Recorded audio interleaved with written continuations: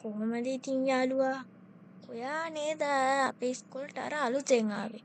ඔයාගේ නම මට මතක නෑනේ. මතක් වුණා. ඔයාගේ නම චාමරි නේද? ඔව් මගේ නම චාමරි තමයි. එතකොට ඔයාගේ නම මොකද්ද? මාත් ඉතින් අලුතෙන් ආවේ. මටත් ඉතින් කට්ටියගේ නම මතක නෑ. ඔයාගේ නම සඳුන් නේද? ඔව් මගේ නම සඳුන් තමයි. මේ ඒක නෙමෙයි. ඇයි දන්නේ අනිත් කට්ටිය පරක්කු නේද? ඒ කට්ටිය පරක්කු වුණාට කමක් නැහැ. අපි මේ ඉස්කෝලේට අදනේ ආවේ අලුතෙන්ම.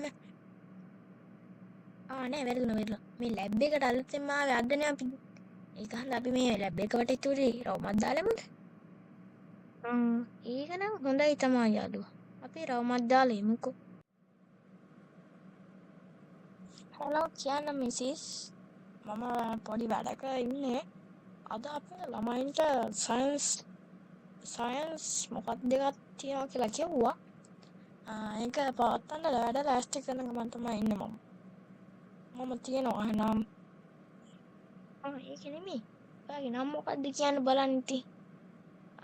වෙනීද මොකක්ද නේද? මේ ඔයාලා කන්න මොකද නැද්ද? හොඳටම බඩගිනි හලෝ. හුදුච්චනේ. මේ හොල්මන් කරන්න හදන්න එපා. මම හොල්මනක් තමයි හලෝ ඔයාට පේන්නේ කියන්නේ ඉතින් තේරෙන්නේ නැත්නම් මම හොල්මනක් කියලා. අනේ මේ හොල්මන ඔයා මේ සලක කරන්න හදන්න එපා. මෙතන මේ ලයිට් නිවලා මොනවද මේ කරන්නේ?